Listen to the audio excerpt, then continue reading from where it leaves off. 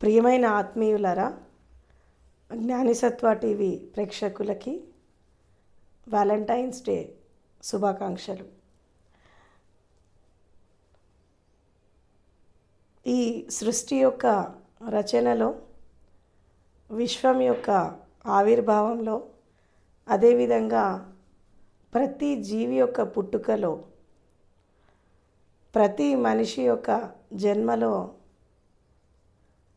ప్రతి కణకణంలో మనము గమనిస్తూ ఉంటే మనకి ప్రేమతత్వం అనేది చాలా స్పష్టంగా కనబడుతుంది. అంటే ఈ సమస్త విశ్వంలో ఒక గ్రహం ఇంకో గ్రహంతో,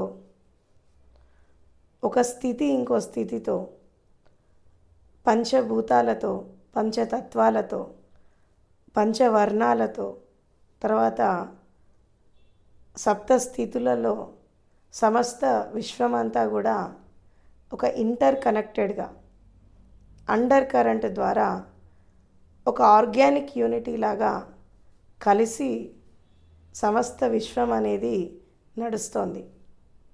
దీన్నే మనము ఒక ఉన్నతమైన స్థాయిలో చెప్పాలి అంటే ఆర్గానిక్ యూనిటీ అంటారు. అసలు ఏంటి ఆర్గానిక్ యూనిటీ అంటే, ఇప్పుడు మనకి ఈ విశ్వం యొక్క ఆవిర్భావంలో బిగ్ బ్యాంగ్ థియరీ ప్రకారం ఏంటి అంటే, ఈ సమస్త విశ్వం అంతా మొదట ఒక గోళం లాగా ఉంది, ఒక ఫైర్ బాల్ లాగా. ఈ ఫైర్ బాల్లో ఒక ఎక్స్ప్లోజన్ అనేది జరిగి ఈ యూనివర్స్ అనేది ఏర్పడింది. అంటే ఎన్నో రకాల గ్రహాలు, నక్షత్రాలు, పాలపుంతలు, తర్వాత మనకి ఈ బ్రహ్మాండం అంతా, అదేవిధంగా భూమి, ఈ కొన్ని వేల కోట్ల గ్రహాలు, తర్వాత ఈ యొక్క స్టార్స్, కామెట్స్, ఈ ఎన్నో రకాల పాలపుంతలు, ఇవన్నీ కూడా సమస్త విశ్వం అనేది ఆవిర్భావం జరిగింది అని చెప్పి మనకు సైన్స్ చెప్తోంది. అయితే ఈ విశ్వం యొక్క ఆవిర్భావంలో జరిగింది ఏంటి అని మనం చూస్తే, చూడ్డానికి అన్నీ కూడా వేర్వేరుగా కనబడుతున్నాయి. అంటే మీరు గమనించండి, ఒక గ్రహానికి ఇంకో గ్రహానికి సంబంధం లేదు. ఇప్పుడు మన సౌర కుటుంబంలో 9 గ్రహాలు ఉన్నాయి. మన సోలార్ సిస్టంలో 9 ప్లానెట్స్ ఉన్నాయి. ఈ 9 ప్లానెట్స్ అన్నీ చూడ్డానికి సపరేట్గా ఉన్నాయి. సూర్యుడు చుట్టూ తిరుగుతున్నాయి. భూమి తన చుట్టూ తాను తిరుగుతూ సూర్యుడి చుట్టూ కూడా తిరుగుతుంది. అలాగే అనేక రకాల గ్రహాలు అన్నీ తిరుగుతున్నాయి. ఈ తిరగడంలో భాగంగా మనకు పగలు, రాత్రి, ఈ కాలచక్ర గమనము, తర్వాత భూమి యొక్క పరిక్రమణము, తర్వాత కాలము, సమయము, ఇవన్నీ కూడా ఏర్పడ్డాయి. అయితే ఈ ఏర్పడేటటువంటి క్రమంలో దీని వెనకాల ఉండేటటువంటి ఆ తత్వం ఏంటి, ఆ అస్తిత్వం ఏంటి, ఆ స్థితి ఏంటి అంటే అది చైతన్యం. దాన్ని మనం ఏమంటామంటే కాస్మిక్ పవర్ అంటాం. ఈ కాస్మిక్ పవర్ అనేది ఎలా పనిచేస్తోంది అంటే, విశ్వంలో ఉండేటటువంటి ప్రతి గ్రహాన్ని, తర్వాత ప్రతి నక్షత్రాన్ని, ప్రతి స్థితిని, ప్రతి జీవిని, ప్రతి పరిస్థితిని కలుపుతోంది. ఎలా కలుపుతోంది అంటే ప్రేమతత్వంతో కలుపుతోంది. మీరు గమనించండి, ప్రతి జీవి కూడా, అంటే భూమి మీద ఉండే ప్రతి జీవి కూడా వాటి పుట్టుకలో, వాటి ఎదుగుదలలో, వాటి మనుగడలో మనకి ప్రేమతత్వం అనేది కనబడుతుంది. అంటే నిస్వార్థమైనటువంటి ప్రేమ, ఎలాంటి ఎల్లలు లేనటువంటి ప్రేమ, అన్కండిషనల్ లవ్. ఇక్కడ కండిషన్స్ ఉండవు. అంటే ఇప్పుడు సూర్యుడు మనకి వెలుగునిస్తున్నాడు ప్రతిరోజు. ఏం ఆశించి ఇస్తున్నాడు? మనం ఏమి ఇస్తున్నాం తిరిగి? ఎందుకు ఆయన మనకి నచ్చినా నచ్చకపోయినా, మనం దాన్ని పట్టించుకున్నా పట్టించుకోకపోయినా సూర్యుడు ఎందుకు వచ్చి రోజు మనకి వెలుగునిస్తున్నాడు? ఈ భూమి ప్రతి జీవి కోసం ఎందుకు ఆవిర్భావం జరిగింది? పంచభూతాలు మనల్ని ఏమి ఆశించి మనల్ని ప్రేమిస్తున్నాయి? శ్వాస కానీ, అగ్ని కానీ, వాయువు కానీ, పృథ్వీతత్వం కానీ, జలతత్వం కానీ, ఆకాశతత్వం కానీ, ఇది ప్రతి జీవి నుంచి ఏమి ఆశించి అది జీవికి సహాయపడుతున్నాయి? అంటే అక్కడ ఆశించడం అంటూ ఏమీ ఉండదు, కేవలం ఇవ్వడమే ఉంది. అంటే ప్రేమతత్వం అంటే ఏంటి? కేవలం ఇవ్వడం. What ever you have, give it to others, share it to others. అంటే అది కూడా అన్కండిషనల్గా. సూర్యుడు వెలుగు ప్రపంచానికి ఎలా పంచుతున్నాడు? ఎల్లలు లేకుండా పంచుతున్నాడు, అన్కండిషనల్గా పంచుతున్నాడు. అది క్రూర మృగాలకి, సాధు జంతువులకి, రాక్షస మనస్తత్వం ఉండే మనుషులకి, సాధువుగా ఉండే మనుషులకి, పాపాత్ములకి, పుణ్యాత్ములకి, అందరికీ సమానంగా ఎలాంటి భేదభావాలు లేకుండా, ఎలాంటి వ్యత్యాసం లేకుండా సూర్యుడు వెలుగును పంచుతున్నాడు. పంచభూతాలు మన చుట్టూ, మన లోపల ప్రతి జీవికి ఉపయోగపడుతున్నాయి. ఏం ఆశించి పడుతున్నాయి? అదేవిధంగా సప్త సముద్రాలు, నదులు, సమస్త ప్రకృతి, సమస్త విశ్వం ఒక జీవి యొక్క మనుగడ కోసము ఎంత సహాయపడుతోంది? ఈ ప్రేమని మనం ఎందుకు ఆస్వాదించలేకపోతున్నాము? మనము ప్రకృతిని ఎందుకు ప్రేమించలేకపోతున్నాము? విశ్వాన్ని ఎందుకు ప్రేమించలేకపోతున్నాము? అసలు ఎందుకు మనిషి ప్రేమతత్వం అంటే అర్థం చేసుకోవట్లేదు? ప్రతి జీవిని ఎందుకు మనం ప్రేమించలేకపోతున్నాం? నిజమైన ప్రేమతత్వం అంటే ఏంటి అంటే అన్కండిషనల్ లవ్, ఎల్లలు లేనటువంటి ప్రేమ, హద్దులు లేనటువంటి ప్రేమ, ఆశించడం లేనటువంటి ప్రేమ. అదేవిధంగా మన దగ్గర ఏది ఉంటే అది పంచుకోవడం ప్రేమ. తీసుకోవడం కాదు, పంచుకోవడం. What ever you have, give it to others. అంటే ఒక వ్యక్తి నుంచి మొదలైనటువంటి ప్రేమ సమిష్టి వరకు వెళ్ళినప్పుడు అది మానవత్వంలాగా, కరుణలాగా, విశ్వమానవ ప్రేమలాగా, సకల జీవుల యొక్క ప్రేమతత్వంలాగా మారినప్పుడు ఆ ప్రేమ అనేది దేదీప్యమానంగా ప్రతి వ్యక్తి లోపల ఒక జ్యోతిలాగా వెలుగుతుంది, ఒక చైతన్య జ్యోతిలాగా వెలుగుతుంది. అందుకే మనిషి అనేవాళ్ళు హృదయంతో జీవించాలి, మనసుతో కాదు. ఎందుకంటే హృదయం అనేది భావంతో, స్పందనలతో, వర్తమానంలో, అదేవిధంగా ఒక పాజిటివిటీలో ఉంటుంది. మనసు అనేది కోరికలతో, వ్యామోహాలతో, అరిషడ్ వర్గాలతో, ఆకర్షణలతో, ఒక విధంగా చెప్పాలంటే నెగిటివ్గా ఉంటుంది. ప్రేమ అనేది మనసుకి సంబంధించింది కాదు, హృదయానికి సంబంధించింది. ఇక శరీరము, మనసు, ఈ రెండిటి గురించి ఫస్ట్ తెలుసుకోవాలి.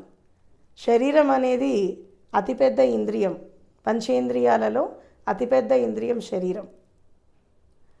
ఈ శరీరం అనేది ఎలా పనిచేస్తుంది అంటే మనసుతో ముడిపడి పనిచేస్తూ ఉంటుంది. ఈ మనసు అంటే ఏంటి?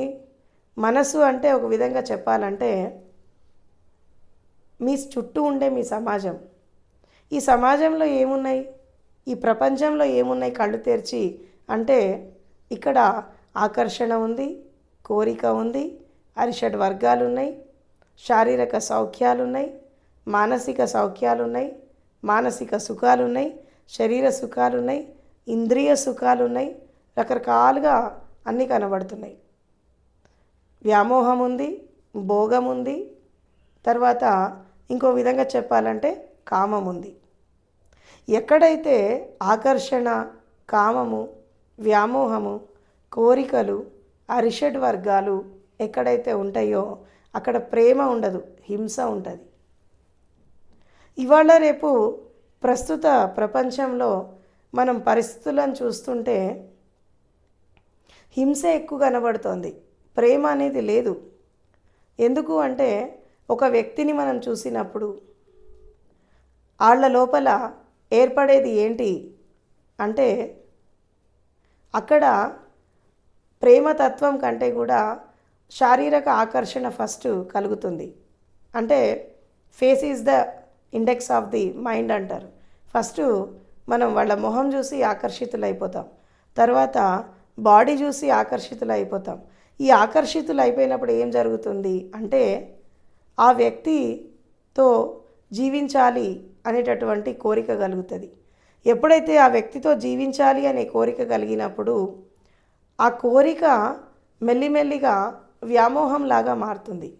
ఏంటా వ్యామోహం అంటే తను లేకుండా నేను ఉండలేను, తను లేకుండా నేను జీవించలేను, తర్వాత వాళ్ళు లేకుండా నాకు లైఫే లేదు అని కేవలము శారీరక మానసికమైనటువంటి బంధాలు పెట్టుకుంటున్నారే కానీ ప్రేమతత్వంతో జీవించట్లేదు.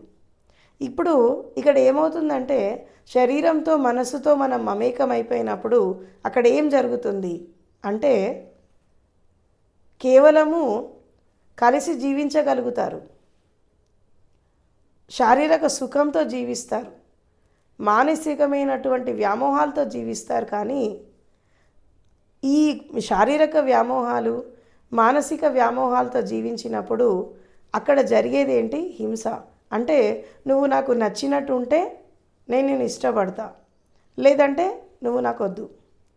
ఈ వద్దు అనడంలో కూడా ఒక పగ, ఒక ద్వేషం, ఒక ప్రతీకారం అనేది మనం చూస్తున్నాం ఈ రోజుల్లో. ఒకప్పుడు ఇష్టం లేకపోతే వదిలేసేవాళ్ళు, సరే ఎవరి బతుకు వాళ్ళు బతకాలి అని చెప్పి వదిలేసేవాళ్ళు. కానీ ఆధునిక సమాజంలో ఏం జరుగుతోంది అంటే ఒక వ్యక్తిని మనం ఇష్టపడకపోతే కేవలము వాళ్ళ మీద ఒక ద్వేషమే కాకుండా పగ, ప్రతీకారం, ఒక అసహ్యం పెట్టుకొని ఆ వ్యక్తిని చంపేస్తున్నారు. దీన్ని మనం ప్రేమ అంటామా? ఇక్కడ ఏం జరుగుతోంది? ఒకటి హింస జరుగుతోంది. అంటే ప్రేమ పేరు మీద ఆధునిక సమాజంలో జరిగేది హింసనే. ప్రేమ పేరు మీద జరిగేదంతా కూడా అన్యాయమే. ప్రేమ పేరు మీద జరిగేదంతా కూడా ఒక విధంగా చెప్పాలంటే, ఇంకా పచ్చిగా చెప్పాలంటే కామానికి సంబంధించిన కోరికలు, శరీర వ్యామోహాలు తీర్చుకోవడానికే ఈ పవిత్రమైనటువంటి ప్రేమని ఉపయోగించుకుంటున్నారు. కానీ చాలామంది మన కొంతమంది మనుషుల చరిత్ర మనం తీసుకుంటే భారతదేశంలో కానీ ప్రపంచంలో కానీ, అంటే సలీం అనార్కలి, రోమియో జూలియట్, కొంతమంది ప్రేమికుల గురించి మనం తీసుకుంటే, అదేవిధంగా రాధాకృష్ణులు, కొంతమంది మనము చూడండి మీరు, అంటే ప్రపంచంలో ప్రేమైక జీవన సౌందర్యంతో జీవించిన వాళ్ళ యొక్క జీవితాలు ఒకసారి చూడండి. అంటే వాళ్ళ కోసము ప్రాణాన్ని త్యాగం చేశారు. ప్రేమ త్యాగాన్ని కోరుకుంటుంది, అంతేగాని ఎదుటి వాళ్ళ ప్రాణం తీయదు. అది గుర్తుపెట్టుకోండి. అంటే ఎదుటి వాళ్ళ కోసము జీవితాన్ని, ప్రాణాన్ని త్యాగం చేయడం అనేది పూర్వకాలం నుంచి ఉంది ప్రేమ కోసం. కానీ ఈ రోజుల్లో ఈ వ్యామోహంతో, ఈ కోరికతో ప్రేమ అంటే తెలియకుండా ఆ వ్యక్తి శారీరకంగా, మానసికంగా నాకు దక్కకపోతే ఎవరికీ దక్కద్దు అని చెప్పి ఆ వ్యక్తిని చంపేస్తున్నారు. దీన్ని ప్రేమ అంటారా? ఇదేంటి? హింస. ప్రేమ త్యాగాన్ని కోరుకుంటుంది, హింసని కోరుకోదు. ఎక్కడైతే హింస ఉంటుందో అక్కడ ప్రేమ ఉండదు. వ్యామోహం ఎక్కడైతే ఉంటుందో, కోరికలు ఎక్కడైతే ఉంటాయో అక్కడ హింస ఉంటుంది. ఈ రోజుల్లో ఉండేటటువంటి కుటుంబ బంధాలు, తర్వాత మైత్రి సంబంధాలు, ఈ ప్రేమికుల మధ్యలో ఉండే సంబంధాలు, ఇవన్నీ కూడా ఆర్థిక సంబంధాలు అయిపోయాయి. అంటే వివాహ బంధం కూడా ఎట్లా అయిపోయిందంటే డబ్బుని బట్టి, స్టేటస్ని బట్టి, పొజిషన్ని బట్టి, ఎంత సంపాదిస్తున్నావు, ఎన్ని ఆస్తులు ఉన్నాయి అని చెప్పి డబ్బుని కొలమానంగా వేసి ఒక వ్యక్తిని ఎంచుకుంటున్నారే కానీ ఆ వ్యక్తి గుణగణాలు ఏంటి, తన స్వభావం ఏంటి, తన లోపల ప్రేమతత్వం ఎంత ఉంది, తను నిజంగా జీవితాంతం నన్ను ప్రేమిస్తాడా, జీవితాంతం నన్ను ఆదరణతో చూస్తాడా, నన్ను గౌరవంగా చూస్తాడా అని చూడకుండా డబ్బు ఉంటే సరిపోతుంది, స్టేటస్ ఉంటే సరిపోతుంది అని చెప్పి భౌతిక ఆకర్షణలకి, సంపదకి అట్రాక్ట్ అయిపోయి వివాహ బంధాలు కానీ, ప్రేమ సంబంధాలు కానీ, మైత్రి బంధాలు కానీ ఏర్పరచుకుంటున్నారు.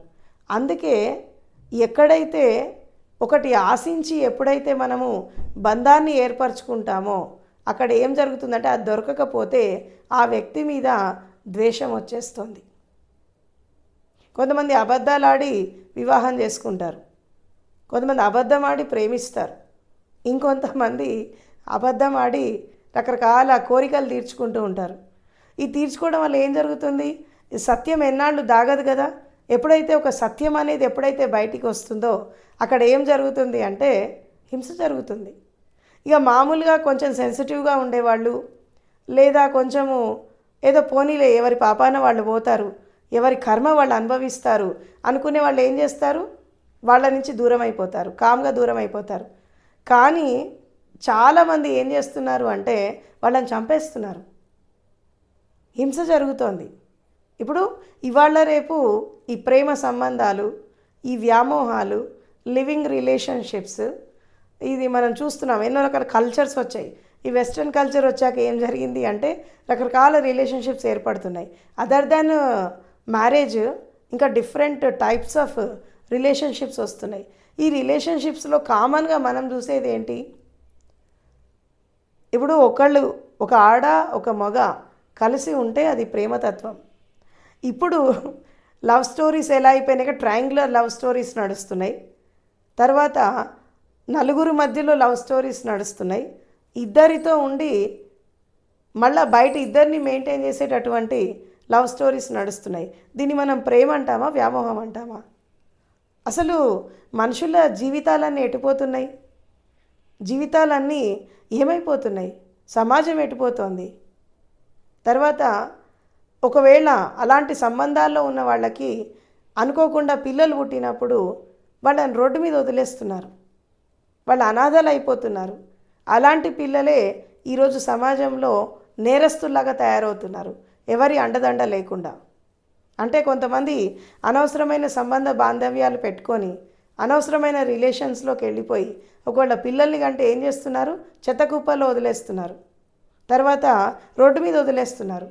అట్లా వాళ్ళు ఇష్టం వచ్చినట్టు పెరిగి ఒక నేరస్తులాగా తయారవుతున్నారు, ఒక దొంగల్లాగా, దోపిడీదారులాగా, ఒక స్మగ్లర్స్ లాగా, ఒక డ్రగ్గిస్ట్ లాగా తయారైపోయి సోషల్ ఈవిల్స్ లాగా తయారవుతున్నారు. అంటే సమాజానికి హేతుబంధకంగా తయారవుతున్నారు వీళ్ళంతా. దీనికి ఎవరు కారణము? ఎందుకు ఇలాంటి సంబంధాలు ఏర్పరచుకుంటున్నారు? సమాజం ఎందుకు దిగజారిపోతోంది? మానవత్వం ఎందుకు దిగజారిపోతోంది? ప్రేమతత్వం ఎందుకు వెళ్ళిపోయింది మనిషి హృదయంలో నుంచి అని మనం చూస్తే, ఎవరైతే డబ్బుకి, స్టేటస్కి, పొజిషన్కి ఇంపార్టెన్స్ ఇచ్చి సంబంధాలు కలుపుకుంటారో ఆ బంధం ఎప్పుడు శాశ్వతంగా ఉండదు. ఏదో ఒకనాడు సత్యం అనేది తెలిసినప్పుడు తప్పకుండా విడిపోతారు.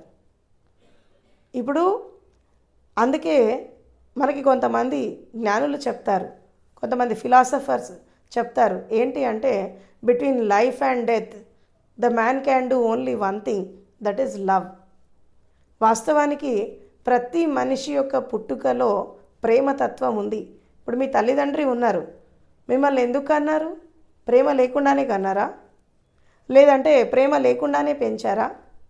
ప్రేమ లేకుండానే ఒక తల్లి బిడ్డని 9 నెలలు కడుపులో మోస్తుందా? ఆ బాధ భరిస్తుందా? ఆ ప్రసవ వేదన భరిస్తుందా? మరి ఈ కడుపులో ఉన్నప్పుడు ప్రసవ వేదన భరించి ఒక బిడ్డని కన్నప్పుడు ఉన్నటువంటి ఆ ప్రేమతత్వము జీవితాంతం ఎందుకు ఉండట్లేదు? తల్లిదండ్రులకి పిల్లలకి మధ్యలో ప్రేమ బంధం ఎందుకు వెళ్ళిపోతోంది? ఒక పుట్టినప్పటి నుంచి 5 సంవత్సరాల లోపు ఉన్నటువంటి ఆ ప్రేమతత్వము తల్లిదండ్రికి కానీ, పిల్లలకు కానీ, అన్నదమ్ములకు కానీ, అక్క చెల్లెళ్ళకు కానీ, బంధువులకు కానీ ఉన్నటువంటి ఈ ప్రేమతత్వము ఎదిగే వయసులో ఎందుకు వెళ్ళిపోతుంది? ఎప్పుడన్నా ఆలోచించారా?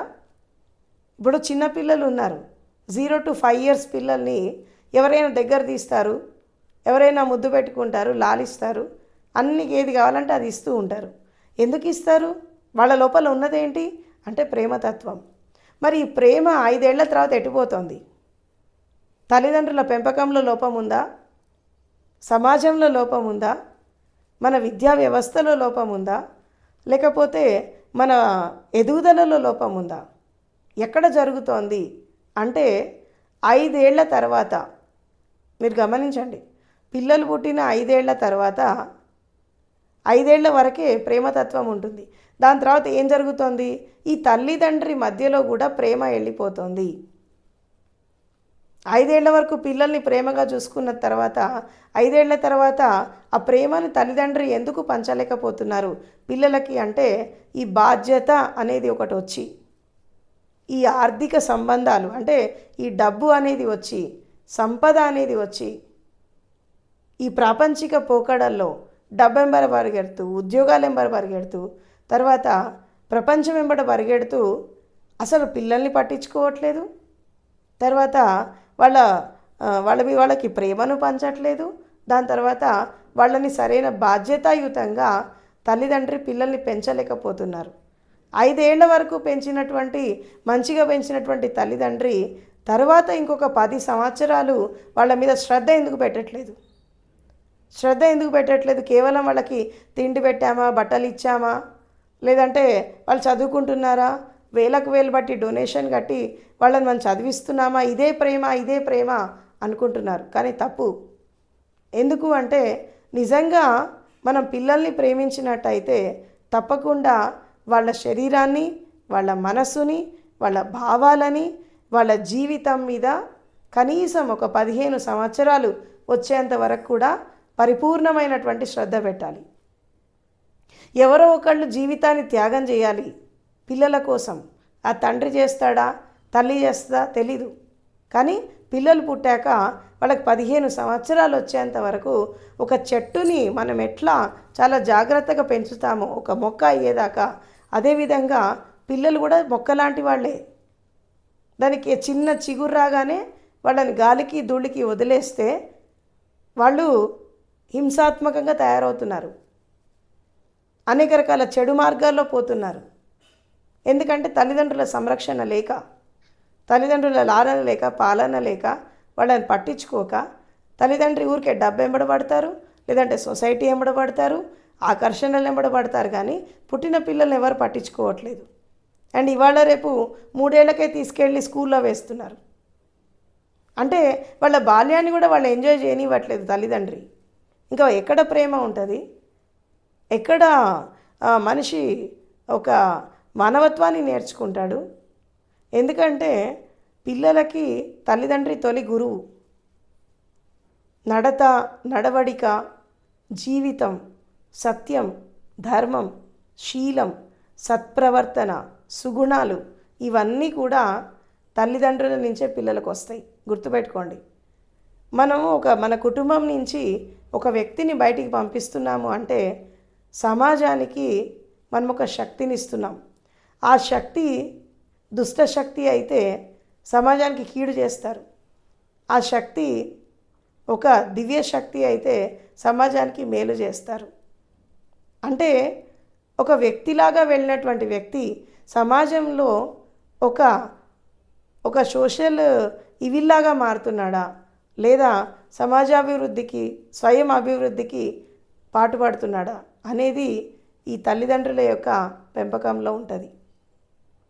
అంటే ఈ సమస్త ప్రకృతి, సమస్త విశ్వం, ఈ శరీరం ఇచ్చింది ప్రకృతి, శరీరం ఇచ్చింది, జీవితాన్ని ఇచ్చింది, ఇంత మంచి భూమిని ఇచ్చింది, ఇంత మంచి ప్రకృతిని ఇచ్చింది, తర్వాత ఇంత మంచి సమాజాన్ని ఇచ్చింది, తల్లిదండ్రులను ఇచ్చింది. ఇదంతా ఎందుకు ఇచ్చింది? జీవితం అంటే 4 రోజులు నాటకం, జగన్నాటకం. ఇది ఎప్పుడు పోతామో తెలీదు. జీవితం మన చేతుల్లో ఉంటుంది, మరణం మన చేతుల్లో లేదు.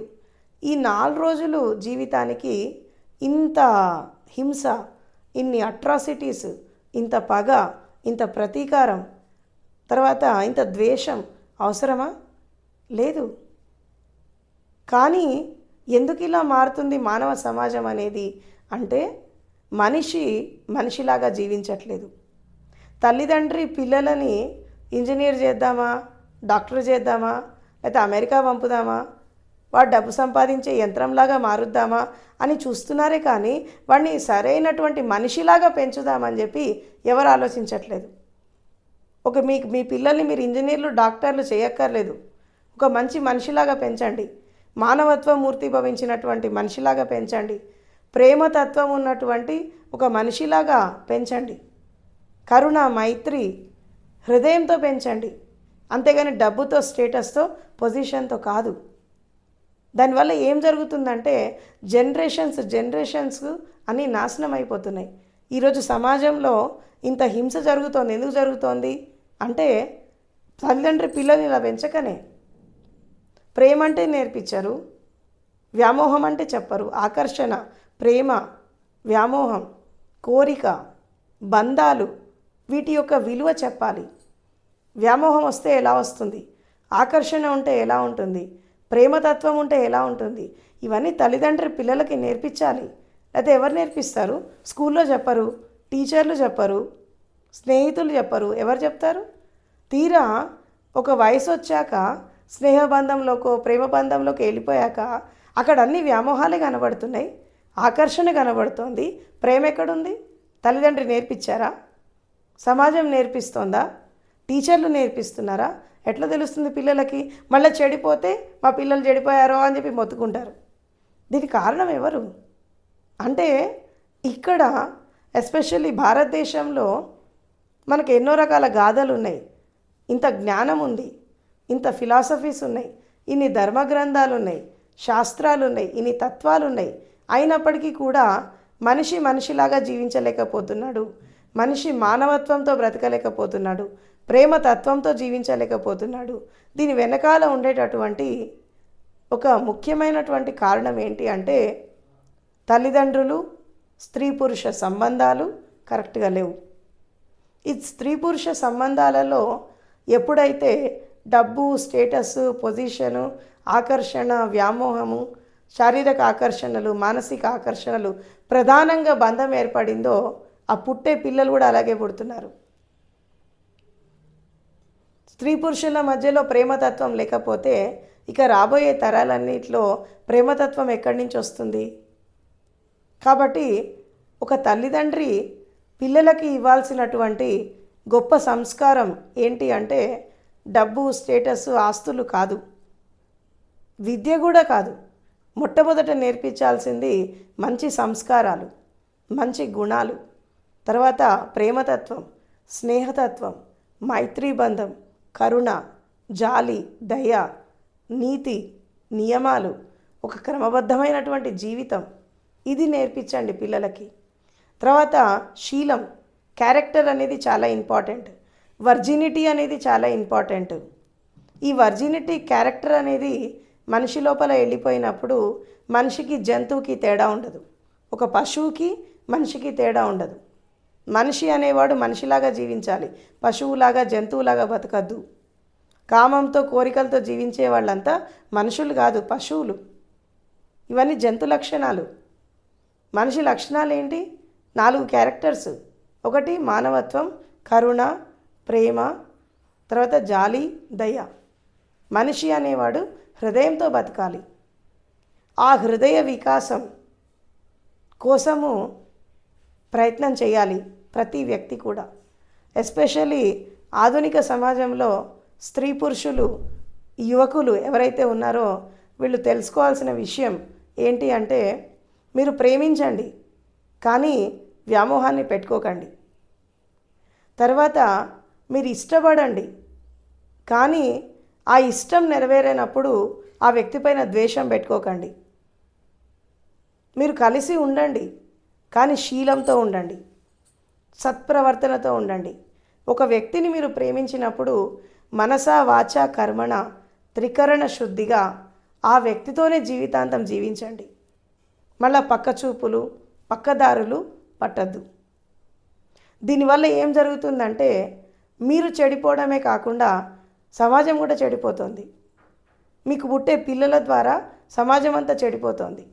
కాబట్టి ఆకర్షణలకి లోను కాకుండా వ్యామోహాలకి లోను కాకుండా నిజమైనటువంటి ప్రేమ బంధంతో జీవితాన్ని అర్థం చేసుకుంటూ జీవించండి.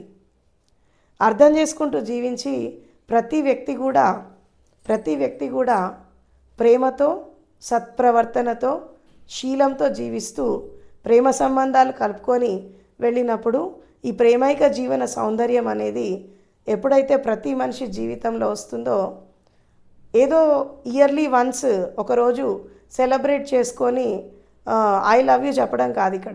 ఇక్కడ ఒక విషయం అర్థం చేసుకోవాలి. ఏంటి అంటే ఐ లైక్ యూ అనేదానికి ఐ లవ్ యూ అనేదానికి తేడా తెలుసుకోండి. ఐ లవ్ యూ అంటే నేను నిన్ను ప్రేమిస్తున్నాను. ఐ లైక్ యూ అంటే ఏంటంటే వ్యామోహాన్ని పెట్టుకొని, శరీర బంధాన్ని పెట్టుకొని, తర్వాత జీవితంలో రకరకాల స్థితుల్లో మనిషిని వాడుకోవడం. కాబట్టి లైక్ చేయడానికి, లవ్ చేయడానికి చాలా తేడా ఉంది. దీన్ని అర్థం చేసుకొని ముందుకు వెళ్ళండి. తర్వాత